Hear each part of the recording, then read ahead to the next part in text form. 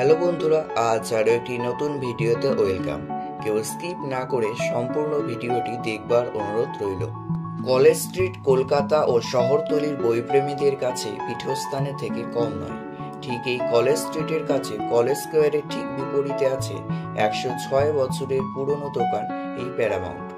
আজও প্রাচীন কলকাতার ঐতিহ্য বহন করে চলেছে। যারা প্রথমবার এই চ্যানেলে ভিজিট করছেন, ভিডিওটা ভালো লাগলে চ্যানেলকে সাবস্ক্রাইব করতে ভুলবেন না কিন্তু। 1918 সালে বরিশালে নিহারঞ্জন মজুমদার কলকাতায় এসে এই প্রতিষ্ঠানের সূচনা করেন। তখন এর নাম ছিল প্যারাডাইস, কিন্তু শরবত বিক্রি তার প্রকৃত উদ্দেশ্য ছিল না। শরবতকে সামনে রেখে দোকানের পিছনে চলত স্বদেশী কাজকর্ম।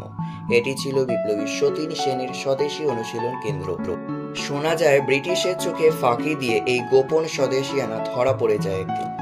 পুলিশ এসে বন্ধ করে দেয় দোকান। ফের 1937 খ্রিস্টাব্দে দোকান খোলে, তখন নাম বদলে দেওয়া হয় প্যারামাউন্ট।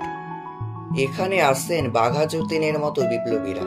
এছাড়াও এখানে নেতাজি সুভাষচন্দ্র বোস, জগদীশ চন্দ্র বসু, মেঘনাথ সাহা থেকে শুরু করে উত্তম কুমার, সুচিত্রা সেন, সত্যজিৎ রায়ের মতো রথী মহারথীরা এখানে আসতেন।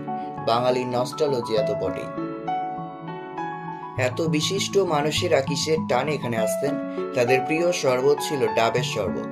এই শরবতের রেসিপি যিনি দেন তার নাম আচার্য প্রফুল্ল চন্দ্র রায়। কিভাবে ডাবের জল দিয়ে শরবত বানাতে হয়, ডাবের শাঁস মিশিয়ে নতুন স্বাদ আনা যায়, তা তিনি শেখান নিহারঞ্জন মজুমদারকে।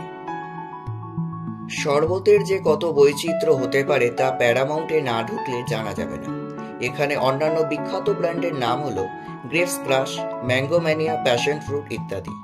এখানে কোনো কৃত্রিম রং মেশানো হয় না। দীর্ঘ এতগুলো বছর ধরে তাদের দোকানের নাম আজও গৌরবময়। প্যারামাউন্ট শরবতের দোকান খোলা থাকে প্রায় প্রতিদিনই। সোমবার থেকে শনিবার বেলা 12টা থেকে রাত্রি 9টা অবধি এবং রবিবার বিকেল 3টে থেকে রাত্রি 9টা অবধি।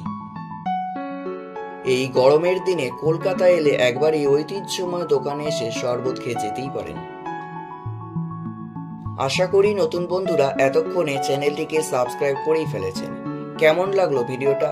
লাইক করো এবং কমেন্ট করো এবং শেয়ার করো সকলের সাথে। দেখা হচ্ছে পরবর্তী ভিডিওতে। তাহলে আজকের মতো টাটা।